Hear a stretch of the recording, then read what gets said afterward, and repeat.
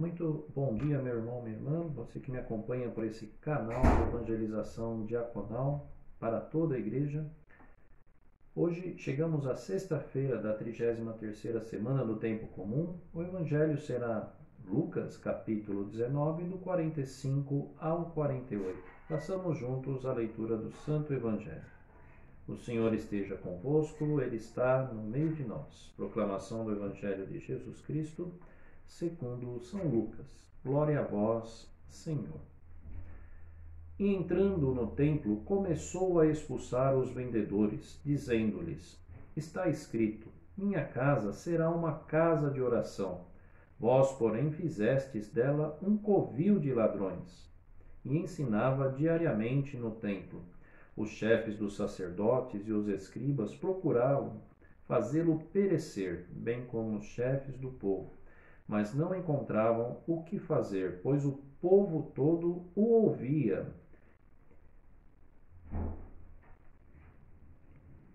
Palavra da salvação. Glória a vós, Senhor. Em nome do Pai, do Filho e do Espírito Santo. Amém. Este finalzinho do capítulo 19 do Evangelho escrito por São Lucas, nós temos aqui esta questão na qual o Senhor expulsa os vendedores do templo, né? E nós podemos hoje, neste pequeno evangelho, no caso a quantidade de versículos dele, nos lembrar de algo que é muito essencial para o povo judeu, né? O templo.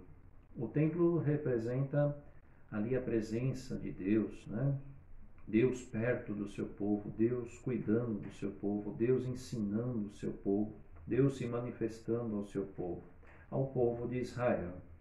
Mas o que nós podemos ver e observar aqui é que Jesus acaba ficando muito irritado, muito bravo, né, com essa questão de que o templo perdeu esse sentido primeiro, né, de Deus com o povo e o povo para com Deus. O templo havia se transformado, como aqui está escrito, né, num local aberto de comércio, né, da qual todo tipo de comércio que também se relacionava àquilo que era necessário para o dia a dia do templo fosse ali absorvido e desenvolvido, né? Ter comércio perto do templo, desde que isso não se torne escandaloso, desde que isso não perca o sentido primeiro que o templo significa, não teria nenhum problema, né? Porque nós temos que também voltar para o pensamento da época, né? Por exemplo, quando se oferecia ali cordeiros, né? Ou pombos, os mais pobres, né? Para a questão ali do sacrifício, ou da purificação, ou da apresentação de um filho, né? Como nós também podemos ver e observar ali São José e Nossa Senhora oferecendo um par de pombos, né? De rolinhas, em vista de Jesus, né? Dessa questão também ali do nascimento dele, né? De toda a confirmação e apresentação de Jesus no templo, né? A grande questão é que tudo isso se tornou muito ali sem controle e, ao mesmo tempo, o comércio supera a questão religiosa. E aí as pessoas passam a viver mais de acordo com o lucro que o comércio dá no templo do que propriamente o templo pode oferecer coisas para as pessoas, né, diante da presença de Deus. Então, aos olhos do Senhor, isso manchava, né, completamente o objetivo do templo, que era desfrutar totalmente da presença misericordiosa e presente, né, de Deus para com o seu povo, né? E Jesus lembra, né, o que está nas Escrituras, que é proclamada no templo, né? Minha casa será uma casa de oração. Pois bem, no sentido primeiro sempre é o contato, a oração com Deus, né? Com o Altíssimo, estar na presença, se apresentar diante do Senhor, né? Porém, tudo isso foi perdido, né? E Jesus é duro e diz que esta casa se transformou, ao invés de uma casa de oração permanente, um covil de ladrões, né? Ou seja, pessoas que exploram a questão primária do templo na vida do povo, principalmente do povo mais simples, né? Que nós podemos, então, perceber é que o templo, né, que Jesus está aí brigando, expulsando, né, ele está querendo dizer que perdeu a finalidade primeira, né? E nós temos que lembrar também que Jesus fala de um novo templo, que é o seu próprio corpo, né? Da qual todos nós desfrutamos também na Eucaristia a presença dele e também de nosso Criador, o Pai de Jesus Cristo, né? O seu templo, o Cristo, é o novo templo, né? Por isso ele diz: eu destruirei este templo e edificarei em 3 dias novamente, né? Ele estava falando do templo do seu corpo, a sua ressurreição, né? Após a sua morte e a sua ressurreição.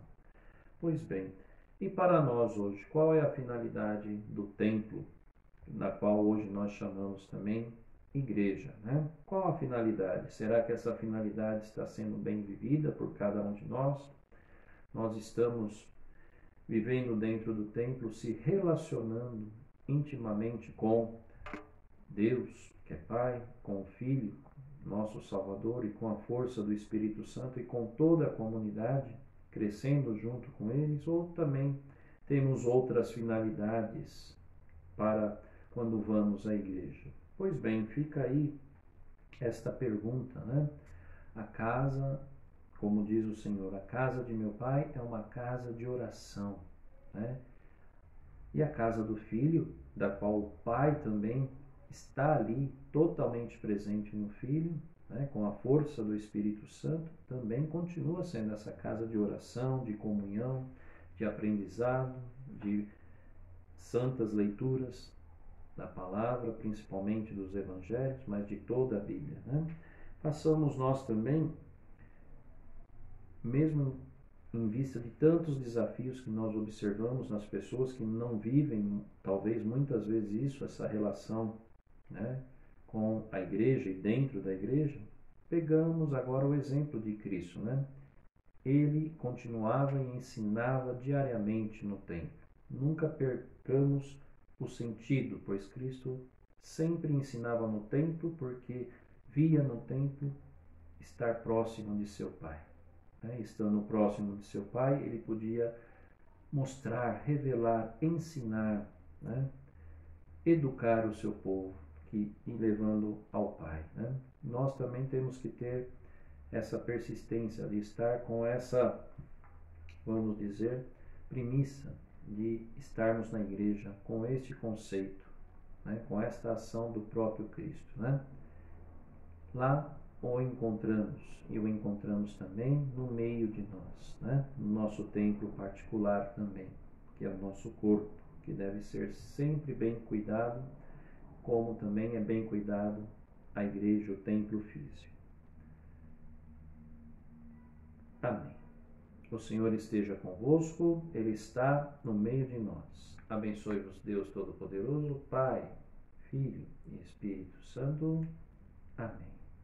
E que também nesta sexta-feira, da qual civilmente celebramos o Dia da Consciência Negra aqui no nosso país, né? Principalmente na cidade aqui também de São Paulo, possamos sempre nos unir a todos os irmãos que sofrem preconceitos, né?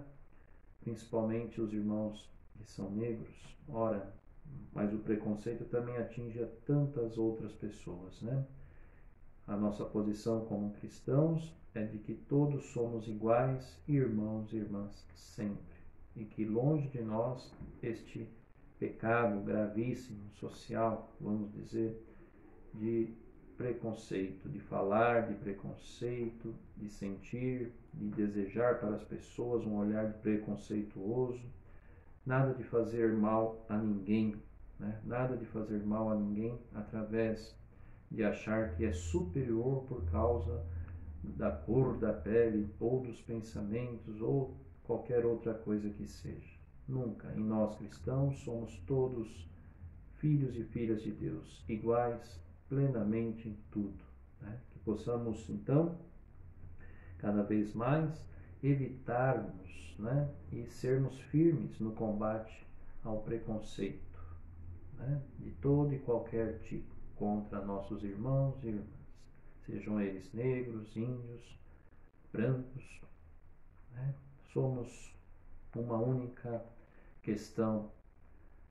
Além de tudo isso, somos todos humanos e humanas. É isso que prevalece. E temos que ser a semelhança de Deus. Amém.